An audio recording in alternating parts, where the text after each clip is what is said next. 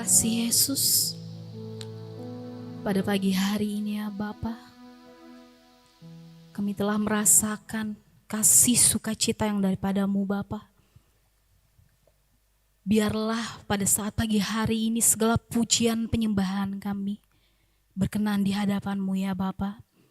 Ya Bapa, sebentar lagi kami akan mendengarkan sebagian dari kebenaran firman-Mu. Urapi hamba-Mu, pakai hamba-Mu ya Bapa. Biarlah ya Bapa, hamba hanyalah alat yang Tuhan gunakan untuk menyampaikan kebenaran firman Tuhan yang daripada Allah. Berkati jemaat-jemaat-Mu ya Bapa pada saat pagi hari ini dapat hadir ya Bapa. Kiranya ya Bapa, biarlah itu semua hanya daripada-Mu ya Bapa. Kami siap untuk mendengarkan kebenaran firman-Mu. Kami berdoa dan mengucap syukur. Haleluya. Amin. Silakan duduk kembali Bapak Ibu, jemaat Tuhan.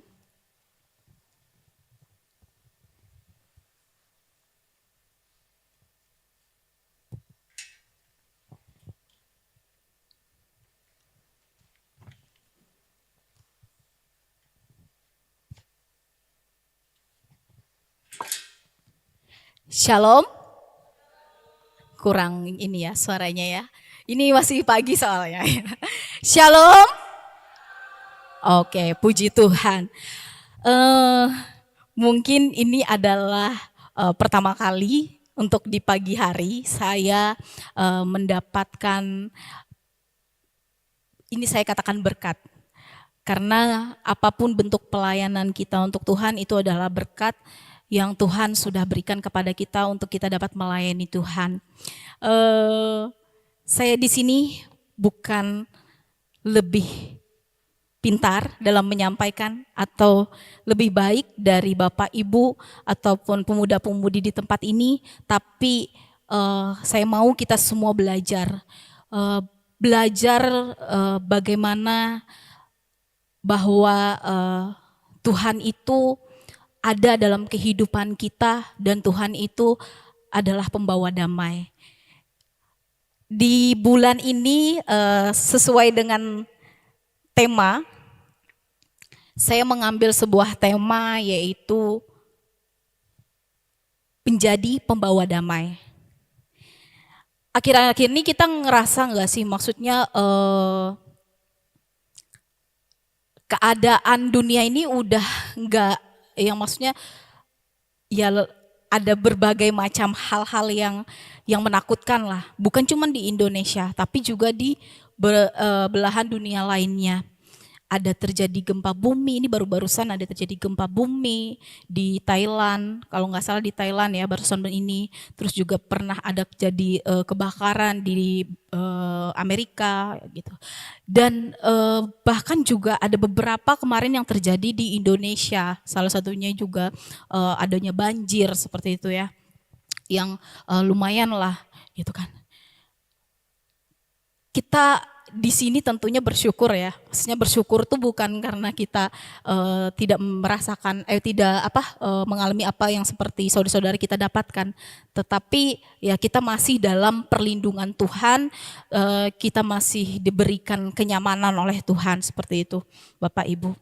Nah, kita akan buka langsung di Matius 5 ayat 9. Sesuai dengan tema kita hari ini adalah tentang damai ya.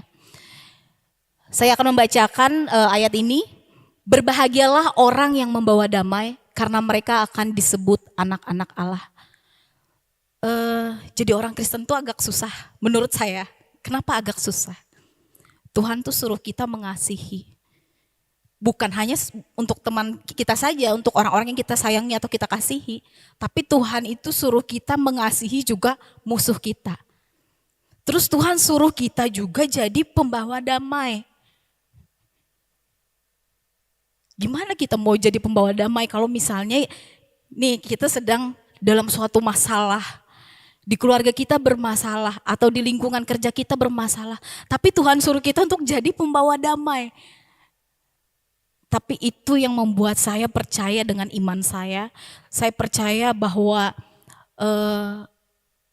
saya telah mengikuti atau memilih jalan yang benar menurut keimanan saya. Kenapa?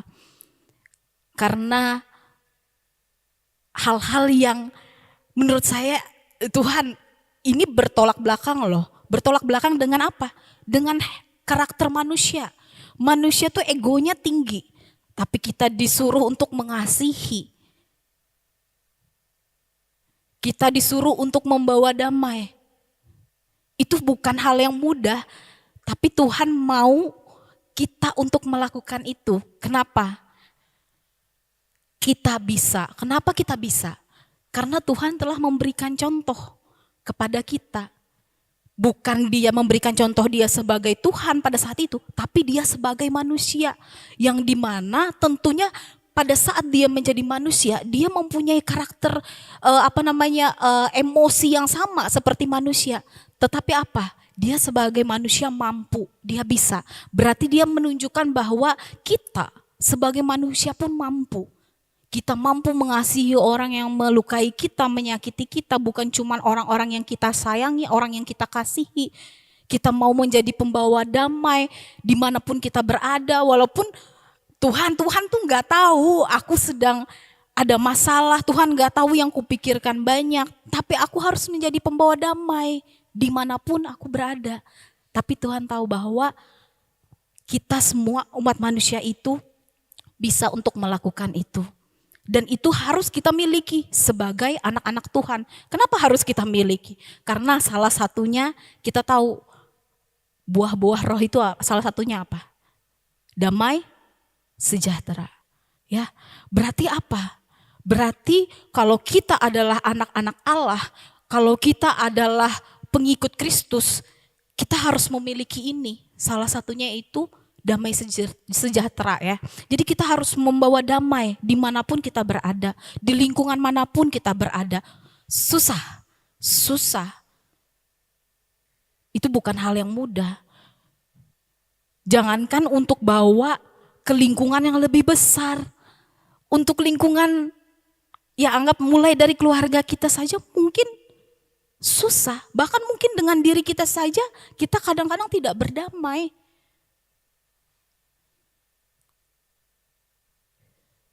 Tapi Tuhan mau kita belajar.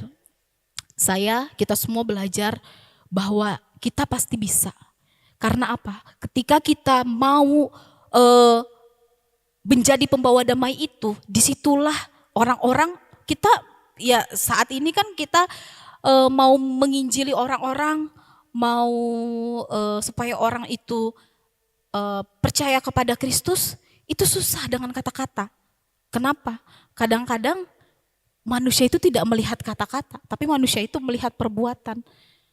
Dan seringkali manusia itu 1000 kebaikan kita akan kalah dengan 1 kesalahan kita. Kenapa? Karena yang mereka lihat itu adalah apa yang mereka lihat, oh kamu tuh seperti ini, gitu kan. Kamu udah melakukan kesalahan ini, padahal sebagai manusia kadang-kadang ya mungkin kita berucap kasar ya, memang itu tidak dibenarkan, tapi kadang-kadang sebagai manusia kadang-kadang kita red flag menyebutkan hal-hal yang seperti itu. Ya makanya saya bilang tadi menjadi orang Kristen itu susah. Kalau mau cari yang mudah-mudah mungkin saya bukan di iman ini. Karena apa? Karena ya banyak yang lebih menggiurkan istilahnya di luar yang memberikan kenyamanan seperti itu. Tapi apa? Tuhan bilang bahwa pasti kita bisa untuk menjadi pembawa damai itu. Saya ini bekerja di salah satu lembaga. Mungkin Bapak Ibu atau jemaat Tuhan di sini tahu bahwa saya itu bekerja di Bawaslu, Badan Pengawas Pemilu, yang sekarang sudah nggak ada kerjaan, katanya makan gaji buta. Enggak, tetap ada kerjaannya sih sebenarnya.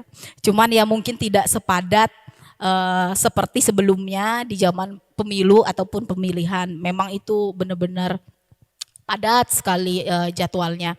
Nah, saya ini kalau kami di Bawaslu itu terdiri dari 5 anggota. 5 anggota ini itu masa jabatan selama 5 tahun, sama ya kayak anggota DPR seperti itu. Menjabat selama 5 tahun periode. Nanti setelah selesai periode akan dilakukan seleksi lagi, tetapi hanya bisa menjabat 2 kali periode. Nah, dari 5 anggota ini kami dibagi dari beberapa divisi. Dan saya pada saat itu, saya tuh sebenarnya bingung mau di divisi mana pada saat itu. Kami mengadakan pleno. Pleno itu seperti rapat yang dimana itu adalah keputusan tertinggi. Jadi keputusan kami berlima, kamu di divisi mana, kamu di mana, seperti itu kan. Nah, pada saat itu dengan pilihan saya juga sih sebenarnya, tapi ya ada dorongan-dorongan lah, kamu ke divisi itu aja gitu kan. Jadi saya itu memegang divisi SDM-OD. SDM-OD itu apa? Sumber daya manusia, organisasi, dan diklat. Nah, SDM ini di dalamnya tugasnya apa? Salah satunya adalah pembinaan. Saya bingung nih, yang saya bina ini bukan anak-anak. Mungkin ada yang lebih muda dari saya, tapi kebanyakan itu lebih tua dari saya, gitu loh. Lebih tua dari saya.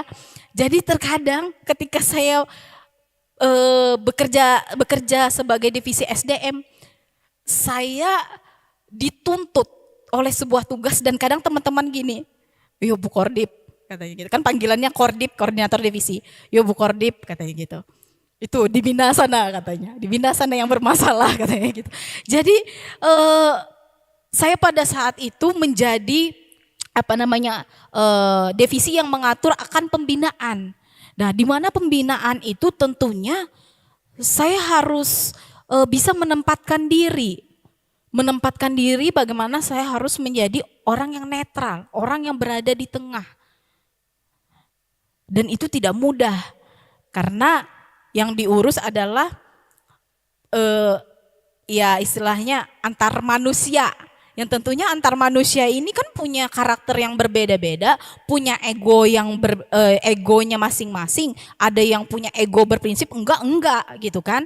Ada yang mungkin dikasih tahu ya oke lah bisa gitu kan, kasih masukan. Tapi ada juga yang ketika dikasih tahu enggak, ini prinsip saya, ini saya nggak bisa diubah, prinsip saya seperti ini ya ini gitu kan.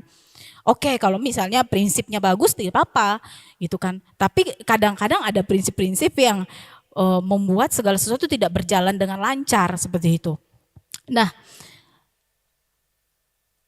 yang sering saya lihat ketika ada suatu permasalahan, apa sih yang menjadi permasalahan di dalam baik itu berorganisasi ketika di pekerjaan saya ya, ketika berorganisasi.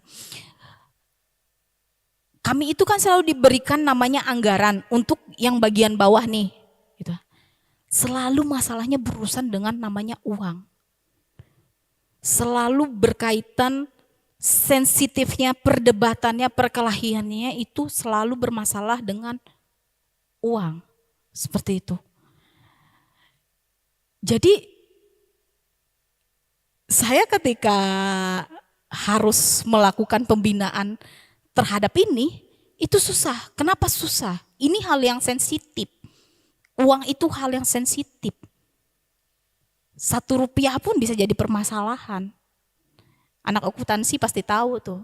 Selisih 1 rupiah aja itu misalnya salah aja itu bisa mengubah di bawah itu kita harus nyari lagi dari atas. Itu ya anak akuntansi. Bagaimana materi itu bisa membuat tidak damai sejahtera. Karena apa? Karena kita salah untuk menangkap materi itu digunakan menjadi apa. Uang itu digunakan untuk menjadi apa, seperti itu. Nggak ada yang salah dengan memiliki uang ya, ataupun juga ya kekayaan seperti itu.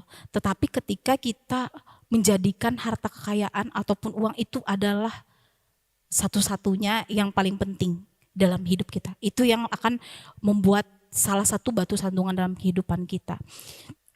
Siapa sih yang tidak suka dengan uang? Gak mungkin. Gak mungkin gak ada yang suka sama uang. Pasti semuanya suka sama uang. Bahkan karena uang pun orang-orang bisa melakukan apa saja untuk uang.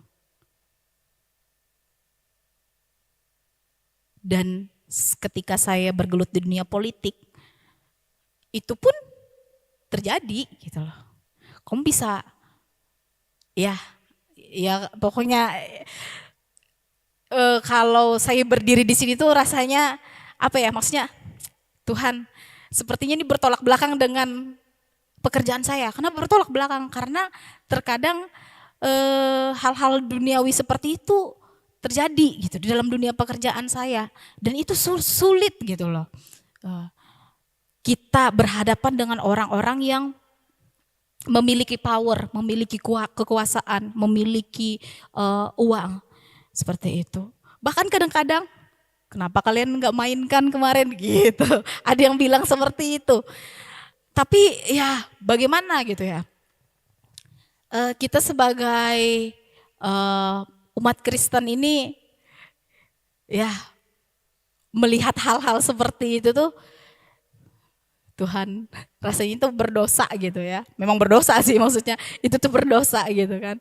Tapi gimana kita berada di dunia yang atau dikelilingi dengan keadaan seperti itu. Tetapi saya tetap berusaha untuk berada di dalam koridor yang tepat, walaupun itu agak susah. Nah, ketika kita harus membawa damai di keluarga kita, di lingkungan sekitar kita, itu bukan hal yang mudah, apalagi ketika kita sedang merasakan sesuatu yang sulit dalam kehidupan kita, gitu loh. Terkadang kita mungkin ada yang punya cicilan, ada yang mungkin lagi ngurus skripsi, ada yang mungkin lagi apalah, mungkin banyak pikiran-pikiran lainnya gitu kan. Kok Tuhan suruh aku harus menjadi pembawa damai? Tapi apakah bisa? Bisa, Tuhan pasti bisa. Karena apa? Karena Tuhan sudah memberikan contoh kepada kita. Kepada kita bahwa kita harus menjadi pembawa damai. Banyak hal-hal yang bisa merusak kedamaian kita. Banyak hal-hal yang membuat suatu lingkungan, suatu keluarga itu menjadi gak damai, adalah manusia itu terdiri dari ego, tentu ego.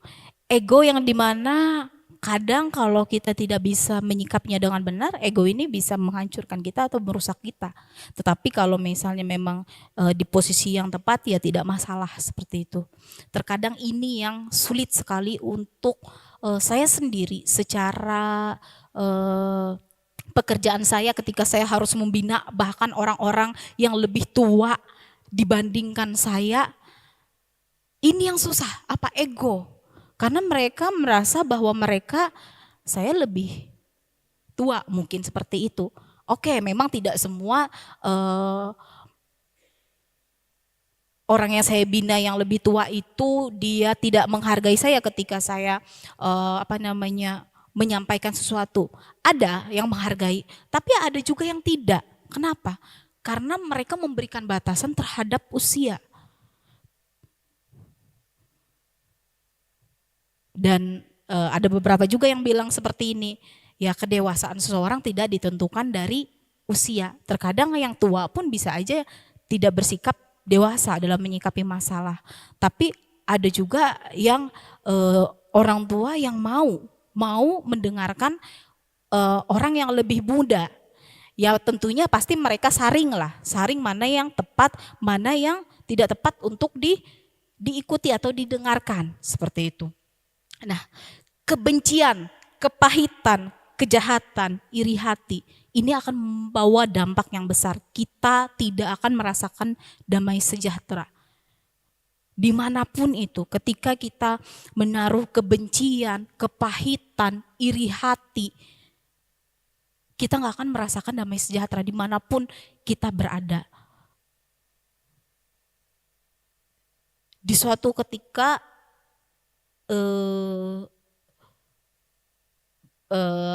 bawahan saya, anggap staf lah sebenarnya, staf di Bawaslu, mereka berdebat. mereka berkelahi. Saya tahu sebenarnya ada salah satu yang iri atas pencapaian yang lain. Padahal mereka berdua bersahabat. Sampai saya bilang seperti ini sama staf saya bilang seperti ini. Masa persahabatan kalian bertahun-tahun seperti sudah keluarga, hancur, kalian tidak saling teguran, kalian tidak saling sapa, kalian tidak saling lagi mengasihi karena satu atau dua permasalahan yang itu bisa menutupi semua keakraban kalian, semua hubungan kalian. Ya puji Tuhannya kemarin itu sudah ada sepertinya sepertinya mereka sudah mulai baikan. Walaupun sempat berbulan-bulan mereka tidak teguran.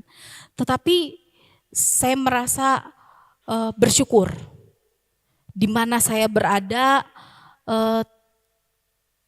ya bukan karena saya ya, bukan karena saya, tapi saya bersyukur pada saat saya ada dalam pekerjaan itu, keadaan lingkungannya lebih membaik menurut pandangan saya.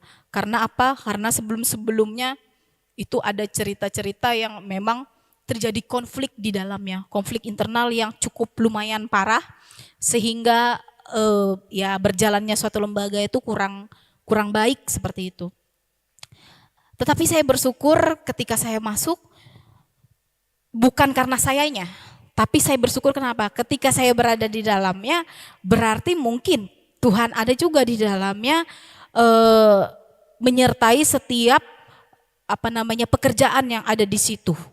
Bukan karena sayanya, tapi karena Tuhannya yang ada di situ, yang memberikan saya juga rasa aman, rasa nyaman untuk saya dapat bekerja. Walaupun pada awalnya itu saya sangat stres sekali. Kenapa stres sekali? Karena ada senior yang masih menjadi pimpinan yang berkelas tentunya dengan salah seorang juga di situ yang juga memiliki jabatan. Dan saat itu kami kami berdiskusi untuk membuat orang itu kasarnya kayak jahat ya, kalau di Korea itu kayak ayo kita kayak kita gimana caranya ngusir orang ini dari situ gitu kan. Kayak jahat sih sebenarnya. Jadi kayak ayo kita berpleno, putuskan kita mau pindahkan dia, kita mau hentikan dia, seperti itu kan. Karena tidak adanya tadi kecocokan. Tetapi saya dan ada beberapa lah yang tidak setuju. Tidak setujunya bukan apa. Memang mungkin Bapak ini keras. Tapi saya bilang jangan bawa permasalahan pimpinan yang lama dengan pimpinan yang baru. Kami tidak tahu karakter atau perjalanan si Bapak. Ya kita coba dulu, saya bilang kayak gitu. Kita coba dulu 3 bulan. Kalau misalnya dalam 3 bulan ini memang beliau mau bekerja sama dalam kita bekerja, saya bilang gitu tuh. Ya kita harus lihat, kita harus objektif. Kita tidak boleh karena ketidaksukaan kita jadi akhirnya si Bapak dipindahkan atau misalnya sudah tidak bekerja di situ, kan itu namanya jahat juga ya. Maksudnya itu bukan keinginan seseorang, tapi itu adalah dari keputusan beberapa orang yang ya anggapannya membuat satu orang kehilangan kerjaan dan lain sebagainya. Akhirnya berjalannya waktu, oke lah kata mereka. Ya sudahlah kata mereka gitu kan. Ada beberapa orang yang sebenarnya tidak setuju dengan pendapat saya, tapi akhirnya ya sudahlah, ya udah kalian lihat aja dulu katanya. Ternyata sampai hari ini kami tidak melakukan keputusan itu lagi untuk menyingkirkan Bapak itu. Karena puji Tuhan ya Bapak itu akhirnya mau bekerja sama. Padahal orangnya keras, orangnya ego, tetapi puji Tuhannya ya Tuhan semuanya bisa berjalan seperti ini loh dengan lancar. Karena saya pun tidak mau jadi stres gitu loh dalam pekerjaan saya sebagai saya salah satu divisi yang membidangi terkait dengan sumber daya manusia tentunya itu adalah berhubungan dengan saya juga seperti itu. Nah, Bapak Ibu, terkadang mungkin kita tidak merasa bahwa kehadiran kita itu mungkin membawa dampak bagi orang-orang di sekeliling kita.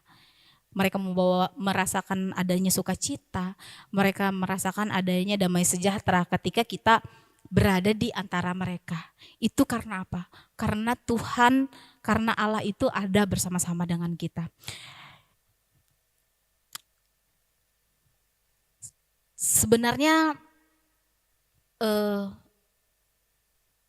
Tuhan tuh sudah memberikan contoh kepada kita ketika Dia menjadi manusia. Kita sering dengarkan bahwa Tuhan itu adalah pembawa damai. Pembawa damai atas apa? Pembawa damai atas putusnya hubungan kita dengan Allah dan kita dengan sesama. Karena apa? Karena dosa. Karena dosa, Tuhan atau Yesus itu harus hadir ke dunia. Anak Allah itu harus diberikan sebagai bukti pendamaian antara manusia dan Allah. Karena tanpa Yesus mungkin ya kita nggak tahu apakah kita akan bisa masuk dalam kerajaan sorga. Apakah kita akan bisa dengan dosa kita yang mungkin kita nggak tahu ya masing-masing, dan tidak ada satu orang manusia pun yang tidak berdosa. Semua manusia berdosa, bahkan hal kecil pun itu tetap dinamakan dosa. Itulah yang membuat saya percaya sampai detik ini bahwa iman yang saya ambil, keputusan yang saya ambil hari ini untuk mengikut Yesus adalah keputusan yang tepat. Karena apa? Karena hanya Yesus yang membawa damai, hanya Yesus yang mampu memulihkan hubungan manusia dengan Allah dan hubungan manusia dengan manusia lainnya.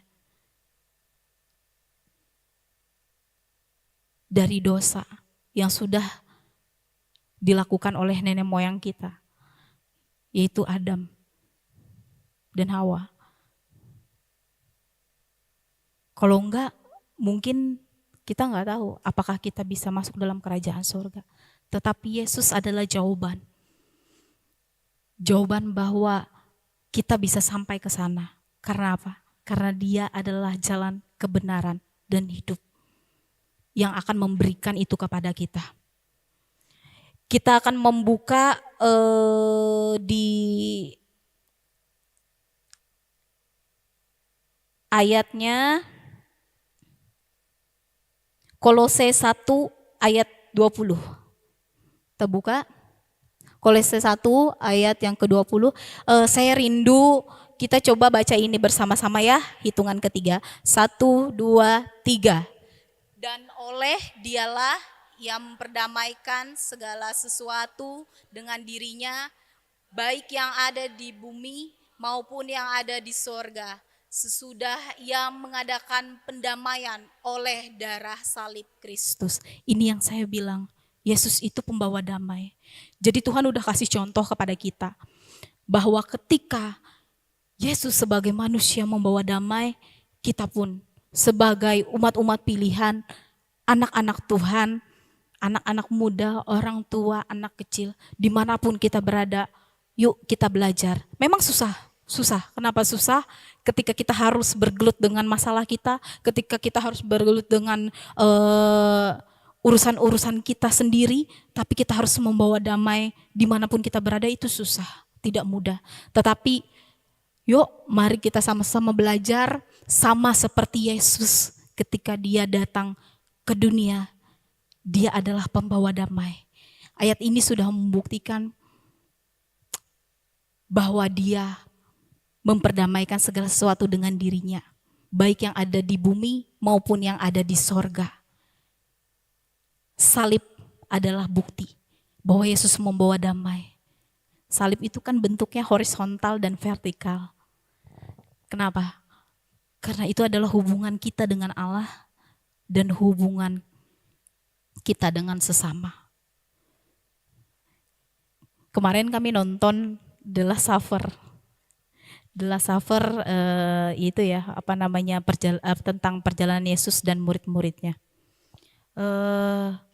Filmnya bagus, cuman memang kalau saya sendiri memang kalau untuk pembawaannya itu lebih memang film Yesus yang pertama.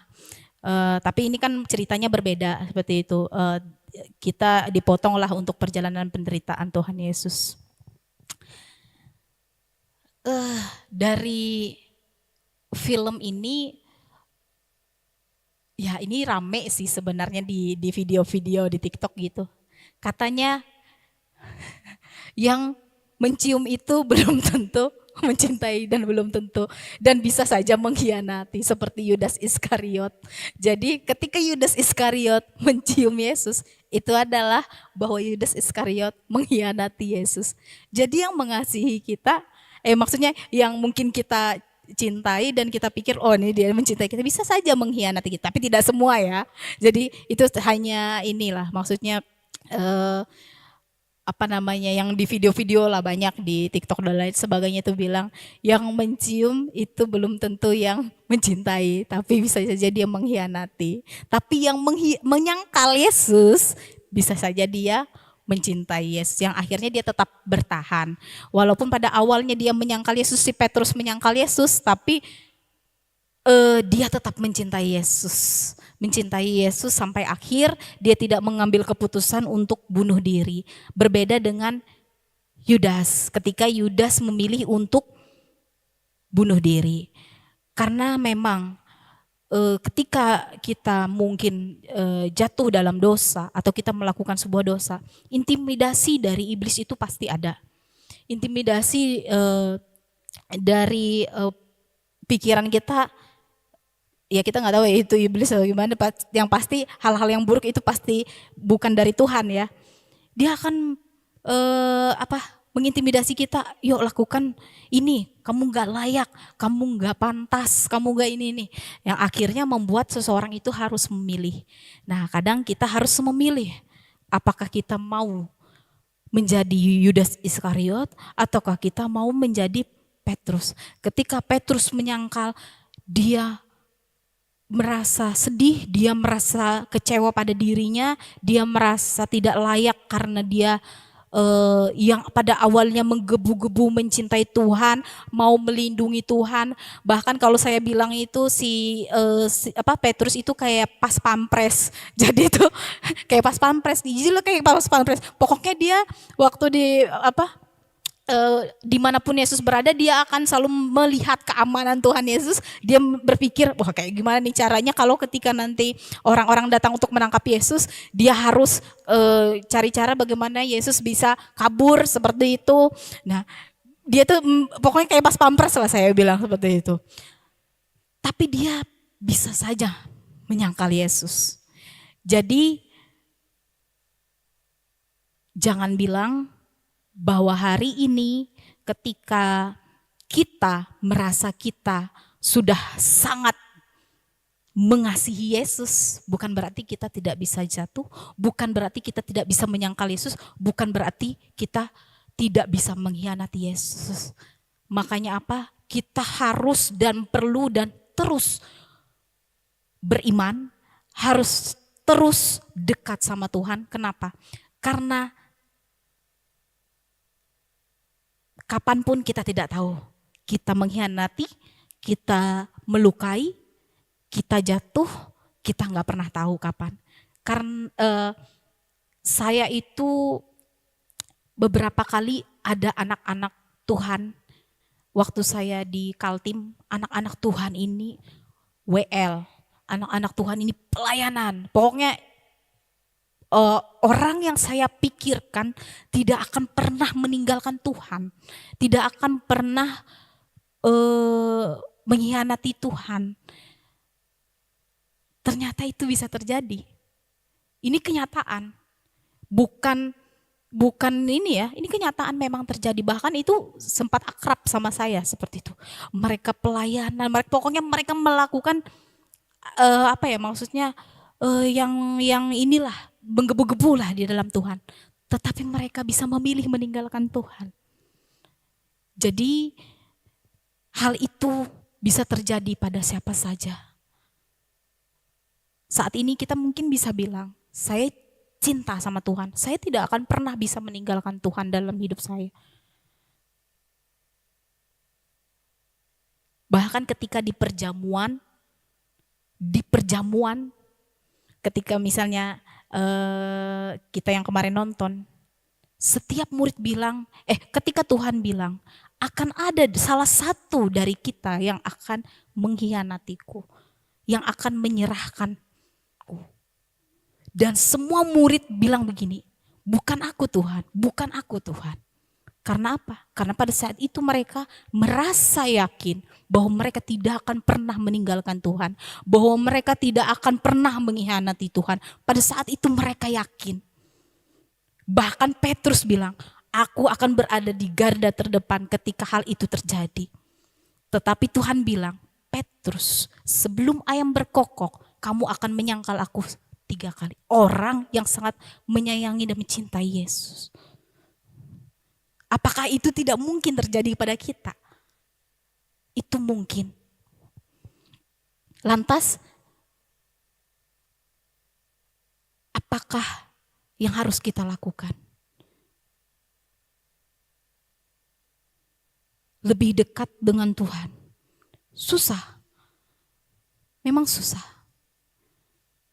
Tapi kita pasti bisa. Kita selalu minta tuntunan Tuhan untuk menguatkan iman kita, untuk membuat kita yakin dan percaya bahwa keputusan kita untuk mengikuti Yesus itu adalah keputusan yang tepat. Bahkan mohon maaf, gencar-gencar orang-orang di sebelah pun ingin membawa kita. Saya itu berapa kali itu ditawarin sama yang dari sebelah. Saya berteman sama orang-orang sebelah seperti itu. Tapi saya hargai, maksudnya mereka cuman mungkin bercanda ya. Tapi bercanda mungkin kalau keseriusan gitu kan. Ayo ikut, ayo bun, ikut katanya kayak gitu kan. Pokoknya banyak lah gitu seperti itu. Paling saya cuman bilangnya gini, belum dapat hidayah. Bercandaan ya. Ya, memang keimanan itu adalah ini ya masing-masing dari kita. Kita nggak bisa memaksakan apa yang menjadi keimanan seseorang. Tapi sampai saat ini saya masih percaya bahwa iman yang saya pilih ini adalah iman yang tepat sampai hari ini. Karena saya tidak tahu ke depan, tapi saya mau Tuhan tetap teguhkan saya untuk percaya bahwa sampai hari ini iman yang saya pilih adalah iman yang tepat. Karena hanya Yesus yang bisa memberikan jalan kebenaran dan hidup. Tidak ada selain Tuhan. Tuhan sudah membawakan damai ke kita. Tuhan sudah menjadi pendamai untuk kita. Yuk mari kita sama-sama. Kita mau mengaplikasikan apa yang Tuhan sudah kerjakan, apa yang Tuhan sudah lakukan di dalam kehidupan kita. Walaupun banyak permasalahan kita, saya nggak tahu. Saat ini semuanya pasti punya masalah. Saat ini semuanya pasti punya pergumulan. Saat ini semuanya pasti ada yang dipikirkan, aduh aku gimana ya nyelesain ini, aku gimana ya. Itu kadang saya pun seperti itu. Kadang duduk di dalam gereja mikirin ini gimana, gini, ini masalah tanah gimana, masih bisa terbersit gitu ya. Disuruh menjadi pembawa damai. Sedangkan kadang hati kita aja dalam kondisi yang seperti itu gitu. Tapi apa? Kembali, pasti Tuhan mampukan. Tuhan mampukan bahwa kita bisa menjadi serupa dengan Tuhan Yesus, sekarakter dengan Tuhan Yesus.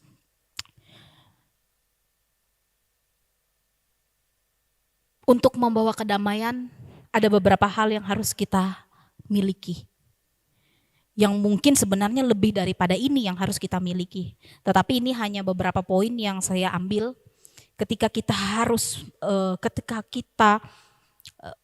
harus menjadi pembawa damai. Pertama, kita harus belajar mengasihi. Karena tidak mungkin ketika kita mau membawa damai tapi kita tidak belajar mengasihi. Mengasihi yang seperti saya katakan tadi adalah mengasihi bukan hanya orang yang kita cintai, bukan hanya orang yang kita sayangi, tetapi orang yang juga mungkin melakukan kesalahan atau membuat akar kepahitan di dalam hati kita, kita harus mengasihi. Itulah yang saya bilang, menjadi Kristen itu tidak mudah. Karena Tuhan gak suruh kasihlah orang yang mengasihimu, bukan. Buat apa kamu mengasihi orang yang mengasihimu? Karena kamu pasti sudah mengasihi dia. Karena kamu sudah mencintai dia. Tetapi kasihilah orang yang bahkan berbuat jahat kepadamu. Karena kamu tidak mungkin mampu mengasihi dia. Gak mungkin kan Tuhan bilang kasihlah orang yang mengasihi kamu. Gak perlu Tuhan bilang kasihlah orang yang mengasihi kamu. Kenapa? Karena kamu pasti sudah mengasihi dia. Karena kamu mencintai dia, karena menyayangi dia.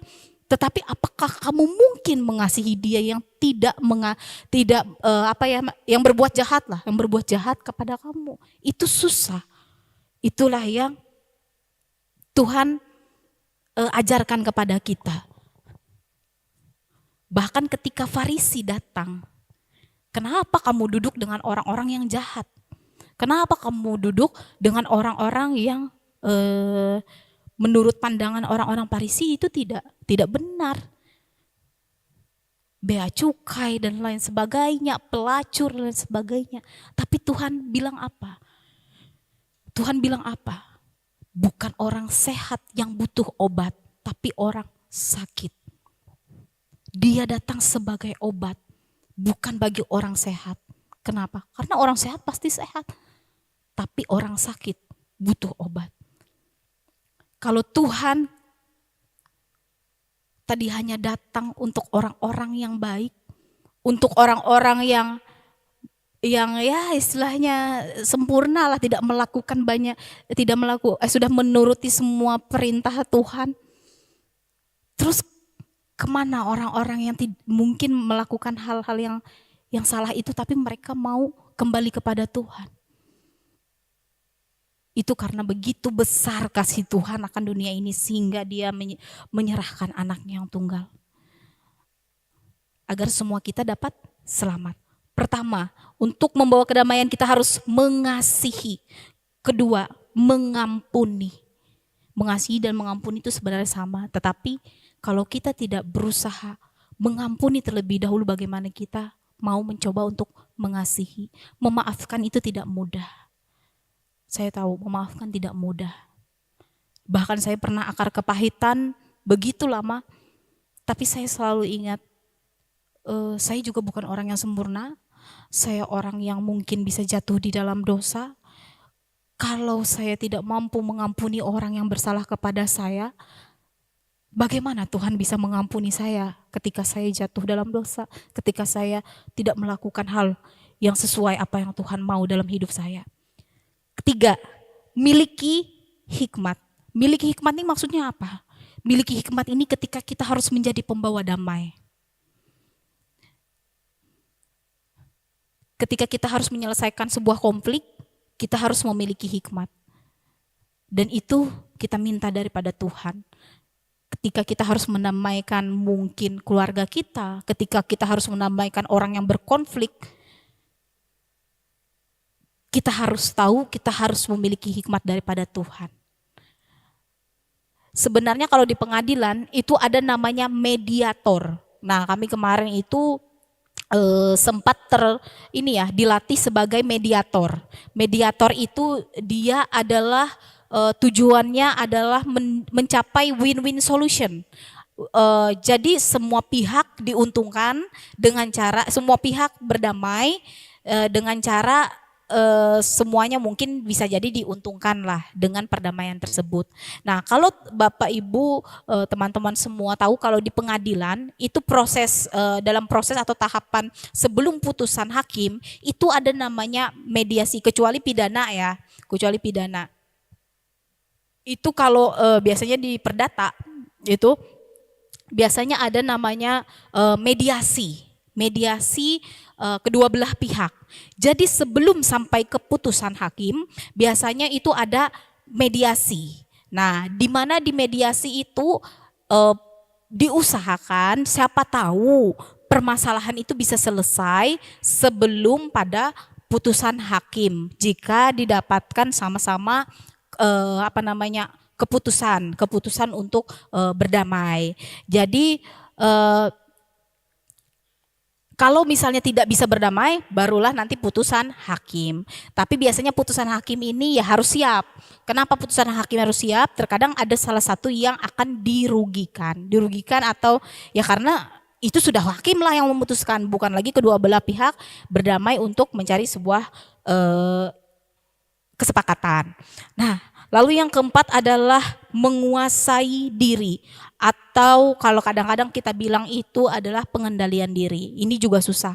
Karena apa? Ketika kita berkonflik dengan orang, tentunya bagaimana kita merasakan damai, bagaimana kita merasakan sukacita kalau kita tidak bisa menguasai diri kita.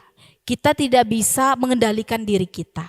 Pernah enggak Bapak Ibu atau teman-teman ketika sedang marah itu ada sesuatu yang tertahan yang membuat kita tidak tahan ya. Maksudnya kadang-kadang tanpa kita sadari, kadang kebun binatang keluar ya, ataupun kadang piring terbang atau dan lain sebagainya, gelas terbang dan lain sebagainya.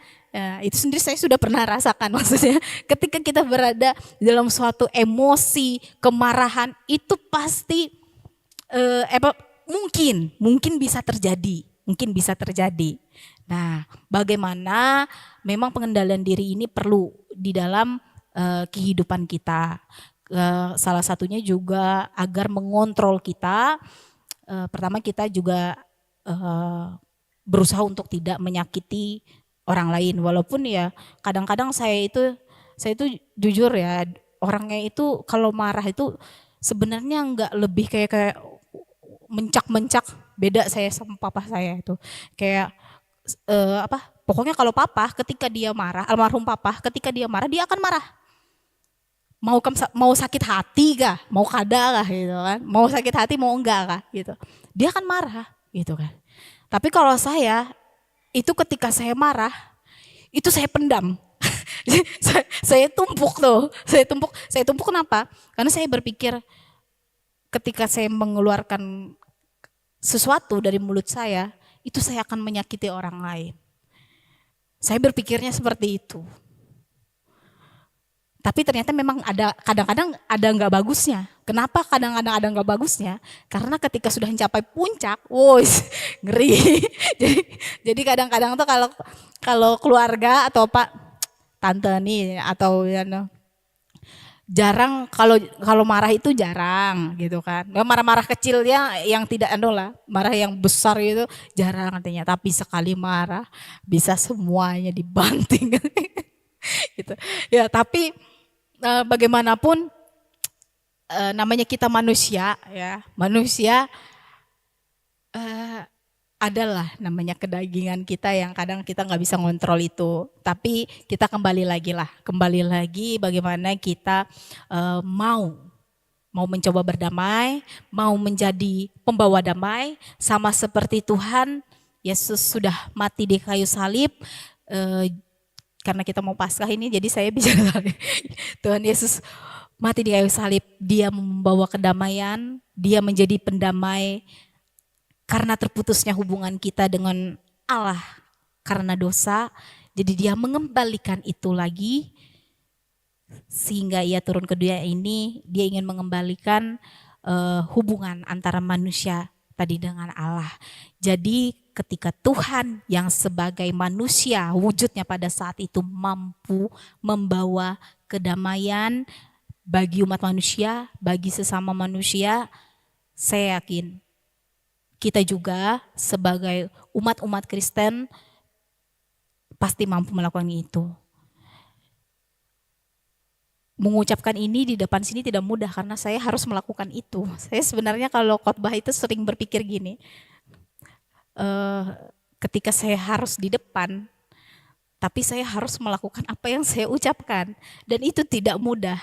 Tetapi kita sama-sama belajar, saya pun tidak sempurna, kita sama-sama belajar untuk kita bisa menjadi terang dan garam, untuk kita bisa menjadi pembawa damai bagi orang-orang di sekeliling kita, dimanapun kita berada.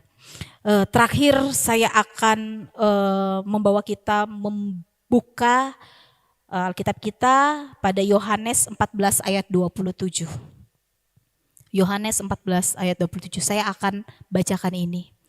Damai sejahtera kutinggalkan bagimu, damai sejahteraku kuberikan kepadamu. Dan apa yang kuberikan tidak seperti yang diberikan oleh dunia kepadamu. Janganlah gelisah dan gentar hatimu. Ketika Tuhan Yesus naik ke surga, Tuhan Yesus meninggalkan rohnya bersama kita. Agar kita merasakan damai sejahtera, agar kita merasakan sukacita. Karena damai sejahtera yang Tuhan berikan itu bukan dari dunia ini, tapi dari surga. Saya berharap kita semua mampu, kita semua mau belajar. Kita memang belum sempurna, tapi kita mau. Yuk bersama-sama saling menguatkan, kita sama-sama menjadi berkat. Kita tunjukkan kepada orang-orang di sekeliling kita bahwa kita ini loh anak-anak Tuhan, kita sudah ditebus, kita mau membawa damai bagi orang-orang di sekeliling kita. Mari kita pemain musik dan pelayan Tuhan bisa maju ke depan, kita bersama-sama akan berdoa, biarlah kiranya kasih Tuhan, sukacita Tuhan ketika kita pulang. Ini bukan dari saya, tapi ini biarlah Tuhan memakai saya sebagai alat kemuliaan Tuhan untuk menyampaikan kebenaran firman, sehingga bersama-sama kita mampu dan kita mau belajar untuk melakukan dan menjadi pembawa damai, baik di lingkungan kita, baik terutama kita mulai di keluarga kita masing-masing terlebih dahulu. Kita akan berdoa. Bapa kami yang ada dalam kerajaan surga, terima kasih Tuhan untuk kebenaran firman Tuhan yang telah kami dengar pada saat pagi hari ini. Hamba-Mu terbatas dalam berkata-kata, tapi satu yang kami tahu, bahwa biarlah apa yang disampaikan oleh hamba-Mu ini adalah yang daripada-Mu ya Bapa. Terima kasih telah memberikan kami roh-Mu, sehingga kami merasakan damai, sukacita, surga yang daripada-Mu ya Bapa. Karena yang Tuhan memberikan bukanlah dari dunia ini tetapi dari surga. Terima kasih Tuhan, terima kasih Bapa. Kami tidak sempurna, kami masih memiliki banyak kelemahan. Tetapi ketika kami lebih dekat, kami lebih mengandalkan Tuhan, kami mau belajar dan serupa dengan Tuhan, maka Tuhan akan menuntun kami, Tuhan akan menunjukkan kami, dan Tuhan akan selalu bersama dengan kami. Tuhan, jadikan kami pembawa damai dimanapun kami berada, baik di keluarga kami, baik di lingkungan pekerjaan kami, baik dimanapun kami berada Tuhan. Tetapi sebelumnya ya Bapa, biarlah Tuhan memberikan damai dan sukacita itu di hati kami masing-masing, agar kami mampu menjadi pembawa damai dimanapun kami berada. Terima kasih Tuhan untuk setiap firman yang telah kami dengar pada saat pagi hari ini, kiranya ini dapat tertanam dan menjadi rema dalam kehidupan kami. Terima kasih Tuhan Yesus, kami berdoa, kami mengucap syukur, haleluya, amin.